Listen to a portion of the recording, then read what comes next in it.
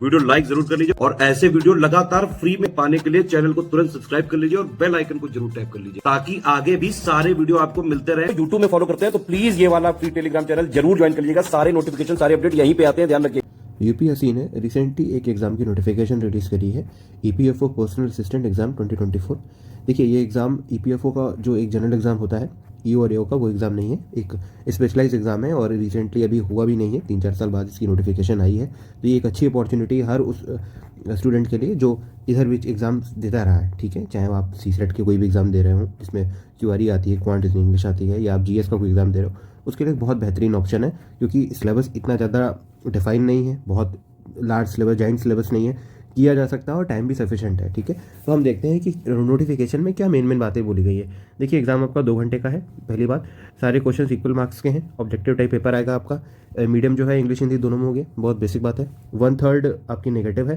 देखिए, जनरली 1/4 होता है, बट यूपीएससी है तो यूपीएससी अपना स्टेटस मेंटेन करेगी, 1/3 ही रखती है, ठीक है। सिलेबस में इन्होंने ज़्यादा कुछ नहीं दे रखा है, बहुत ऊपर की बातें दे रखी है। पहले बोला इंग्लिश लैंग्वेज, ठीक है। देखिए, अब यूपीएससी जब इंग्लिश लैंग्वेज बोलती है ना, तो हमको रेफरेंस लेना पड़ेगा कि यूपीएससी के जो और एग्जाम्स कंडक्ट होते हैं, जैसे सीडीएस हो गया, ठीक है, सीएपीएफ हो गया, या अब यूपीएससी का सीसेट उठा लीजिए, तो जहाँ पर भी इंग्लिश लैंग्वेज वो पूछ रहे हैं, या एनडीए का पेपर हो गया, तो वहाँ से हमें एक आइडिया लेना पड़ता है कि कहाँ पर किसकी वेटेज रहती है, यूपीएससी का क्या सेक्शन ज़्यादा अच्छा है, ठीक है। तो ग्रामर हो गया, वोकैब हो गया, ठीक है, वोकैबुलरी बेस्ड जो क्वेश्चन होते हैं, रीडिंग कॉम्प्रहेंशन हो गया, एरर स्पॉटिंग हो गया, सिनोनिम हो गया, एंटोनिम हो गया, ठीक है। तो इस पे वो क्वेश्चन मिला के पूछते हैं। इंग्लिश का जो एक लेवल रहता है उनका, वो यही रहता है। बेसिकली वो आरसी पे ज़्यादा फोकस करते हैं, जो कि डुएबल है, ठीक है। ये टॉपिक्स हो गए। जनरल अवेयरनेस की बात की जाए तो देखिए, यहाँ पे 2 बातें होती हैं। एक होता है जीएस, ठीक है, जिसको बोलते हैं जनरल स्टडीज़। जब जनरल स्टडीज़ होता है तो उसमें जो स्टैटिक सब्जेक्ट होते हैं, आपके polity, economy, history, environment, geography, इनकी रेलेवेंस बहुत ज़्यादा होती है, ज़्यादा इंपॉर्टेंस होती है, वेटेज वाइज मैं कह रहा हूँ। करंट अफेयर होता है बट इतना ज़्यादा नहीं होता है, स्टैटिक की वेटेज ज़्यादा रहती है यदि स्टडीज़ लिखा हुआ है, ठीक है। देखिए, बट यहाँ पे अवेयरनेस लिखा है। देखिए, अब ये छोटी छोटी बातें बहुत इंपॉर्टेंट है, सिलेबस में उन्होंने मतलब मेंशन किया है, स्पेसिफाई किया है अवेयरनेस, ठीक है। तो ये बात दिखाती है कि कहीं ना कहीं करंट अफेयर का वेटेज थोड़ा ज़्यादा रखेंगे ये, ठीक है। स्टैटिक भी रखेंगे, ऐसा नहीं है पॉलिटी के क्वेश्चन नहीं आएंगे, इकोनॉमी, ज्योग्राफी या इन्वायरमेंट के क्वेश्चन नहीं आएंगे, डेफिनेटली आएंगे, बट वेटेज करंट अफेयर का उन सारे सब्जेक्ट से ज़्यादा हो सकता है। ये एक प्रोबेबिलिटी है, जैसा वो पूछते हैं, उनका जो पूछने का तरीका है, ठीक है, वो शब्दों पे बहुत फोकस करता है। अवेयरनेस लिखे हैं तो सोच के लिखे हैं सिलेबस में, ठीक है। तो इस बात का ध्यान रखिएगा कि जो स्टैटिक है उस पर इस बात का ध्यान रखना पड़ेगा कि स्टैटिक को तो तैयार करना ही है, ऐसा नहीं स्टैटिक नहीं आएगा, स्टैटिक डेफिनेटली इंपॉर्टेंट है, बट करंट अफेयर को वेटेज पे ज़्यादा रखना है, ठीक है। यदि बात क्वांट की जाए तो वही अर्थमेटिक के जो टॉपिक्स होते हैं आपके, परसेंटेज हो गया, प्रॉफिट लॉस हो गया, और टाइम एंड वर्क हो गया, टीएफजी, जो रेगुलर टॉपिक्स है, ठीक है। अलजेब्रा में बेसिक अलजेब्रा की जो आइडेंटिटीज होती हैं, ठीक है, आइडेंटिटी बेस्ड क्वेश्चन होते हैं, ज़्यादा मुश्किल नहीं पूछते हैं वो। मेंसुरेशन में भी वही फॉर्मूला बेस्ड क्वेश्चन होते हैं, थोड़े क्वेश्चन अच्छे भी होते हैं इसमें, ठीक है। और basic DI, data interpretation, basic level का ही आएगा आपका, मुश्किल बैंक लेवल का नहीं आता है, ठीक है। रीजनिंग और कंप्यूटर एप्टीट्यूड की बात करें तो रीजनिंग में आपके जो स्टैंडर्ड टॉपिक्स हैं, सीरीज हो गया, एनोलॉजी हो गया, क्लासिफिकेशन हो गया, डायरेक्शन सेंस हो गया, सिलॉग हो गया, स्टेटमेंट असम्पशन हो गया, ब्लड रिलेशन ले लीजिए, ठीक है, कोडिंग डिकोडिंग ले लीजिए, इस तरह के जो टॉपिक्स हैं उनके जो एक लेवल एसएससी में पूछा जाता है, एक्सपेक्ट कर सकते हैं कि यूपीएससी उतना ही लेवल रखेगा, या आप यूपीएससी का जो प्रीवियस ईयर है उसमें जो लेवल है उतना लेवल मान के चलिए, ठीक है। कंप्यूटर एप्टीट्यूड में 2 सेक्शन है, एक तो कंप्यूटर की बेसिक नॉलेज होती है, ठीक है, एमएस वर्ड हो गया, एक्सेल हो गया, वर्ड हो गया, उस पर वो स्टैटिक क्वेश्चन पूछ सकते हैं, और एक आपका इंटरनेट का सेक्शन हो गया जिसमें वो वेब ब्राउजर पूछ सकते हैं, वायरस पूछ सकते हैं, स्पैम क्या होता है, स्पाईवेयर क्या होता है, मालवेयर क्या होता है, ठीक है, ट्रोजन हॉर्स क्या होता है, ये सब चीज़ें पूछ सकते हैं। ये जनरली एक लेवल है, ठीक है। तो सिलेबस इन्होंने बहुत ज़्यादा बड़ा नहीं दिया, ये किया जा सकता है, और लेवल 8 है तो मुझे लगता है यहाँ पे एफर्ट आप यदि मारेंगे तो काफ़ी अच्छी एक अपॉर्चुनिटी है, और वैसे भी बहुत कम वैकेंसीज आ रही हैं आजकल, तो जहाँ पे भी एक अच्छी अपॉर्चुनिटी बने, मुझे लगता है वहाँ पे एफर्ट मारना चाहिए, हर स्टूडेंट को मारना चाहिए जो रेगुलर एग्जाम्स के प्रोसेस में है, जो एग्जाम दे रहे हैं, उनके लिए चीज़ें करनी बहुत ज़्यादा मुश्किल नहीं होती क्योंकि वो ऑलरेडी प्रैक्टिस में रहते हैं। थोड़ा सा वो एक फोर्स डालेंगे, थोड़ा सा एक्स्ट्रा एफर्ट मारेंगे तो चीज़ें वो बना लेंगे, ठीक है।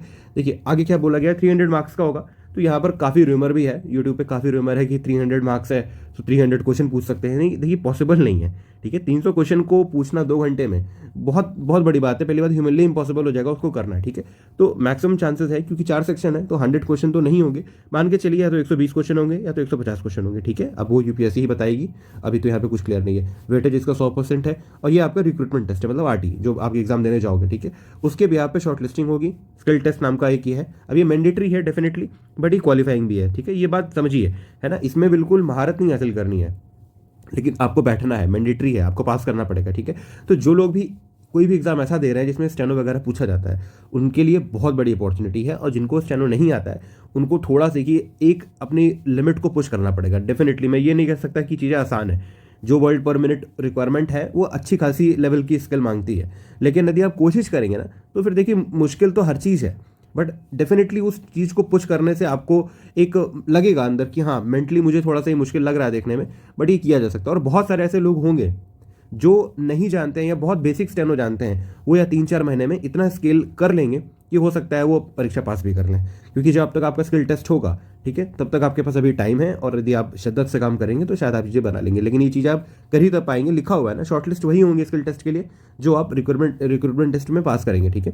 तो आरटी जो क्लियर करेंगे, और आरटी में आपका सिलेबस ये है, ठीक है। तो ये आपका रहा यूपीएससी ने क्या क्या बोला है। हम एससीएस की तरफ से आपके लिए एक प्लान डिजाइन किए हैं, और इसका सबसे बड़ा फोकस ये रखा गया है कि स्टूडेंट को गाइडेंस चाहिए, स्टूडेंट को चाहिए कि उनके साथ कोई लगे, टाइम दे, ठीक है। आपको देखिए यहाँ पे कोई सिलेबस, इतना ऐसा सिलेबस नहीं दिया है कि बहुत कुछ अलग चीज़ पूछ रहे हैं, कभी पूछे ही नहीं, वो नहीं। उनके सीसेट का बेसिक सिलेबस यही होता है, इंग्लिश लैंग्वेज होता है, जनरल अवेयरनेस होता है, ठीक है, स्टडीज़ भी होता है, क्वांटिटेटिव एप्टीट्यूड होता है, और रीजनिंग, कंप्यूटर एप्टीट्यूड, यही सब होता है, ठीक है। यही टॉपिक्स वो पूछते हैं, लेकिन इसमें कैसे पढ़ना है, किस टॉपिक को कितनी डेप्थ तक पढ़ना है, ठीक है, कैसा पूछ सकते हैं, प्रीवियस ईयर ज़्यादा अवेलेबल नहीं है। तो थोड़ा सा यहाँ पर एक ये भी है कि हाँ पीछे देखे तो देखे 21 साल का, ठीक है, 1-2 पेपर है, उससे ज़्यादा पेपर नहीं है। तो यहाँ पर बहुत ज़्यादा इंपॉर्टेंस है गाइडेंस की, ठीक है। तो एससीएस की तरफ से जो हमारा प्लान है वो 18 मार्च से शुरू हो रहा है, ठीक है। इसकी कुछ बेसिक बातें मैं बता देता हूँ। सबसे पहली बात है कि इसमें हमने एक बहुत मेन चीज़ रखी है कि आपको एक्सटेंसिव डिस्कशन अलाउ है, ठीक है। एक्सटेंसिव डिस्कशन का क्या मतलब होता है कि आपके जितने भी डाउट हैं, ठीक है, मान लीजिए क्वांट आप कर रहे हैं, आपको क्वेश्चन नहीं समझ में आ रहा है, तो आपको केवल सोल्यूशन नहीं बताया जाएगा, आपको उस टॉपिक का कॉन्सेप्ट क्लियर कर दिया जाएगा, ठीक है। ये यहाँ पे फैसिलिटी है जो कहीं नहीं मिलती है, ठीक है। आपको डेफिनेटली एग्जाम में स्पेसिफिक डाउट पूछने हैं, जो क्वेश्चन आप पूछेंगे आप श्योरली आप एग्जाम के रेलेवेंट ही पूछेंगे, आप एग्जाम की तैयारी कर रहे हैं, ठीक है।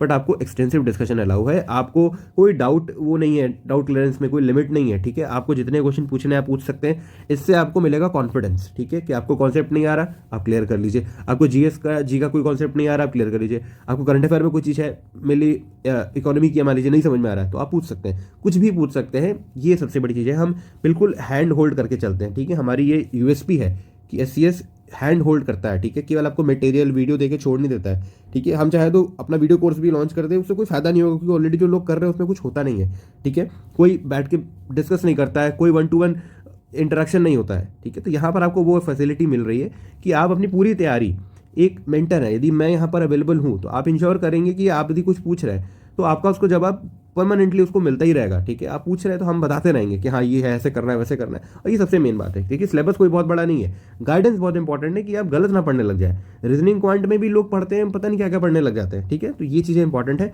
जो आपके 5 टॉपिक है, क्वांट हो गया, रीजनिंग हो गया, कंप्यूटर हो गया, जनरल अवेयरनेस हो गया, ठीक है। इसमें आपको बहुत सारे प्रैक्टिस सेट मिलेंगे, ठीक है। इतना है कि आप इतनी प्रैक्टिस कर लेंगे बहुत है। देखिए कोई एंड नहीं है, ये सब चीज़ों का कोई एंड नहीं होता है कि आप इतना कर लीजिए सफिशिएंट होगा, ठीक है। सफिशिएंट जैसा कुछ भी नहीं होता यूपीएससी में, बट जितना बेर मिनिमम है कि इतना बेर मिनिमम करा जा सकता है उतना कर लिया जाएगा, ठीक है। सपोर्टिंग रीडिंग मटेरियल दिया जाएगा, ठीक है, ताकि यदि किसी को दिक्कत है, हो सकता है बहुत सारे बच्चे ऐसे होते हैं जिनको बिल्कुल ही बेसिक नहीं क्लियर होता है, तो उनके लिए कुछ सपोर्टिंग रीडिंग मटेरियल भी अलाउ है, ठीक है। एक्सटेंडेड डिस्कशन होगा, ये बताया गया है, हैंड होल्ड किया जाएगा।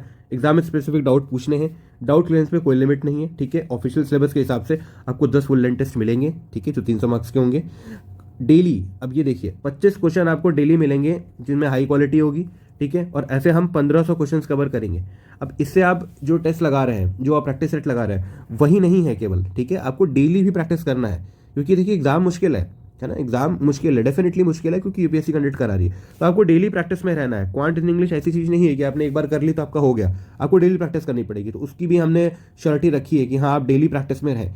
और यूपीएससी के जितने भी एग्जाम्स होते हैं, ठीक है, उनके पैटर्न को ध्यान रखते हुए मैं खुद जनरल अवेयरनेस के सेक्शन में आपको एडिशनल चीज़ें बताता चलूँगा कि हाँ ये सेक्शन ज़्यादा पूछती है यूपीएससी, यहाँ पर इन्होंने इस तरह से पूछा है पीवाईक्यू में, ठीक है। उसके बेसिस पे क्या क्या इंपॉर्टेंट है, कहाँ पे आपको रीडिंग ज़्यादा लगानी है, कहाँ पे एमसीक्यू ज़्यादा सॉल्व करने हैं, वो मैं आपको टाइम टू टाइम बताता रहूँगा, ठीक है। क्योंकि हमारे एससीएस के जितने भी बैचेस चलते हैं, मेनली वो जितने भी एग्जाम है, यूपीपीसीएस हो गया, बीपीएससी हो गया, ठीक है, ये सब जीए और जीएस ओरिएंटेड एग्जामिनेशन है। तो हमारी उसमें ऑलरेडी एच है, तो हम उसमें आपकी मदद करेंगे। पेड ग्रुप्स के लिए आप इन नंबरों से कॉन्टैक्ट कर सकते हैं, ठीक है। ज्ञान सर का ये व्हाट्सअप नंबर है। देखिए इस यूपीआई आईडी पे करिएगा, ये आपकी इन्फॉर्मेशन है, यहाँ पे आप बात कर लीजिएगा। यहाँ पर यदि आप इस यूपीआई आईडी से करेंगे तो यहाँ पे ये आना चाहिए नाम, ठीक है, और इस पर स्कैन करेंगे तो ये नाम आना चाहिए, ध्यान रखिएगा। यहाँ पे कॉल कर लेंगे आप तो ऑलरेडी आपको सब कुछ बता दिया जाएगा, इन नंबरों पर कॉल कर लीजिएगा, ठीक है। मैं इतना आपको आश्वासन दे सकता हूँ कि यदि आप मेहनत करने को तैयार है, ठीक है, यदि आप 100% लगाने को तैयार है तो हम आपके साथ पूरे टाइम खड़े हुए हैं। लेकिन आपको ये बात समझनी पड़ेगी कि आपको एक जो पर्टिकुलर रिक्वायरमेंट है एग्जाम की, उसे फुलफिल करने के लिए उतना मेहनत लगाना पड़ेगा। हम यहाँ पर कोई भी ऐसा जादू नहीं कर सकते कि आपको मतलब कुछ दे दिए और उससे बिल्कुल चमत्कार हो गया, देखिए ऐसा नहीं होता है, ठीक है। हम आपके साथ लगे हैं, उसके साथ आपको बहुत लगना पड़ेगा एफर्ट। यदि हम 100% मार रहे हैं तो आपको भी 100% लगाना पड़ेगा। यदि आप इतना एफर्ट लगा सकते हैं तो मैं इतना जानता हूँ कि बहुत सारे लोगों ने अपनी बेयर मिनिमम सिचुएशन से भी चीज़ें की हैं, ठीक है। जो लोग स्टेनो वगैरह देते हैं उनके लिए चीज़ें बहुत ज़्यादा समझ लीजिए हाथ में है। यदि वो आरटी निकाल रहे हैं तो मतलब उनके हाथ में है फिर ये एग्जाम, ठीक है। और जिनको थोड़ा सा बेसिक ही मालूम है, ज़्यादा अच्छे से नहीं मालूम है, उनको यही कहूँगा कि देखिए रिक्रूटमेंट टेस्ट पे पहले फोकस करिए। आपका जो मेन एग्जाम है पहला वो निकलना जरूरी है। उसके साथ साथ आपको प्रैक्टिस करनी पड़ेगी डेफिनेटली। मैं आपको ये नहीं बोल सकता कि प्रैक्टिस नहीं करनी है, मैंडेटरी है तो आपको प्रैक्टिस करनी है, बट किया जा सकता है, ठीक है। आपको ये सभी बोलने वाले मिल जाएंगे कि नहीं नहीं। अब देखिए नेगेटिव एटमॉस्फेयर ऐसे ही होता है कि नहीं नहीं होगा, नहीं होगा, कोई नहीं कर सकता, ये तो बहुत बिल्कुल इम्पॉसिबल है ना। तो ऐसे तो फिर बहुत सारा क्राउड कट जाएगा और केवल वही लोग बचेंगे जो लोग ऐसा फैला रहे हैं, ठीक है। तो मुश्किल है डेफिनेटली, मैं ये बिल्कुल नहीं कह रहा हूँ कि मुश्किल नहीं है। मैं तो ये कोई कहे कि करा ही नहीं जा सकता है तो फिर तो ये गलत बात है। ऐसा हो ही नहीं सकता कि किया नहीं सकता, किया तो बहुत कुछ जा सकता है। आप कितनी शिद्दत से उसमें मेहनत कर रहे हैं ये आपके ऊपर, आपकी विल पर डिपेंड करता है, ठीक है। तो आपको यदि ये एक जॉब चाहिए, ये एग्जाम आपको क्रैक करना है तो आप फिर अभी से लग जाएंगे, ठीक है। आरटी की जिम्मेदारी हम लेते हैं, ठीक है। जो आपका पहला टेस्ट है 300 मार्क्स का, उसकी जिम्मेदारी हम लेते हैं।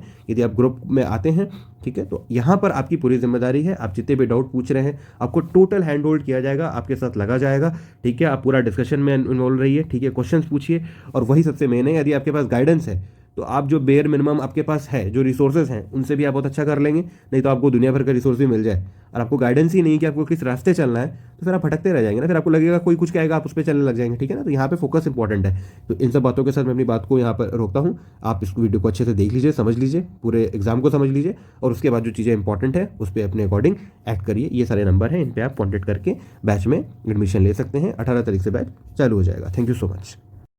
देखिए ईपीएफओ पर्सनल असिस्टेंट 2024 की जो वैकेंसी आई है उसके ये हमारे कमिटमेंट है, ये सारी चीज़ें हम प्रोवाइड करेंगे। ये इसकी फ़ीस है 5000, ठीक है। आप इसमें तुरंत एडमिशन ले सकते हैं। बाकी आपने वीडियो अभी तक देख ही लिया होगा, सारे जो भी कमिटमेंट्स हैं बता दिए गए हैं। किसी भी पेमेंट संबंधी जानकारी के लिए या पेड ग्रुप में कैसे जुड़ना है उसके लिए 3 नंबर है हमारे, इन्हीं पे कॉल या व्हाट्सअप करें बस। 8564880530, 7523864455 और 9696066089। इन्हीं 3 नंबर पे कॉल या व्हाट्सएप करके आप हमारे लेटेस्ट पेड ग्रुप में आके जो भी हमारे कमिटमेंट्स हैं उनका फ़ायदा उठा के एग्ज़ाम की पूरी तैयारी कर सकते हैं।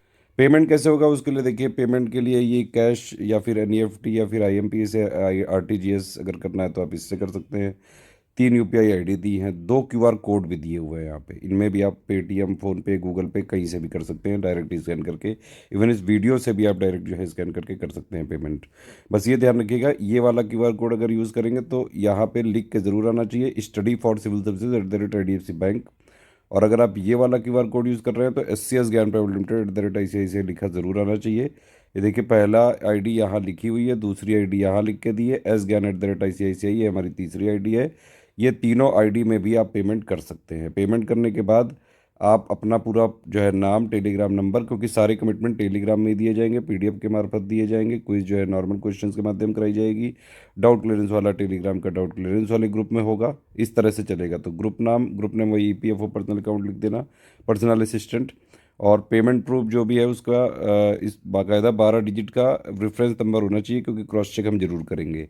प्लेस जहाँ से आपने पेमेंट किया वो कौन सा स्टेट है, ये 5 चीज़ें आप हमारे इन्हीं 3 नंबर पे व्हाट्सअप कर दीजिएगा, ठीक है। व्हाट्सअप करने के 6 घंटे से 24 घंटे के अंदर आपको ग्रुप में जोड़ दिया जाएगा।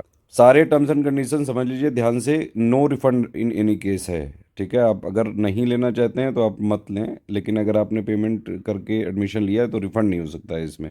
1 टाइम पेमेंट की पॉलिसी रखी गई है, ठीक है, क्योंकि हमारे पास बार बार जो है टाइम नहीं रहता है पेमेंट वगैरह ट्रैक करने का। मेनली हमारा कंटेंट पे फोकस रहता है ताकि स्टूडेंट्स को अच्छे से अच्छा कंटेंट देके सिलेक्शन करा सके, उसके लिए हम प्रयासरत हैं। इस कोर्स में कोई भी किसी भी तरह से कोई क्लासेज या लाइव क्लासेज या वीडियोस का कोई कमिटमेंट नहीं है। आपके जो भी डाउट्स होंगे जो एग्ज़ाम से रिलेटेड होंगे वो बिल्कुल क्लियर किए जाएंगे, सारा सब कुछ लिखा हुआ है डिटेल में।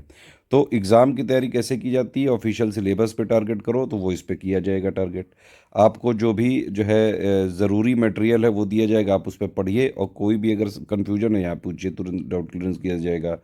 प्लस इसमें पेड क्विज भी कराए जाएंगे करीबन, जो भी क्वेश्चन यहाँ पे कमिटमेंट लिखे हुए हैं, टेस्ट सीरीज भी देंगे फुल लेंथ वाली। तो इस तरह से आप पूरी तैयारी इस एग्ज़ाम की कर सकते हैं स्टडी फॉर सिविल सर्विसेज से जुड़ के।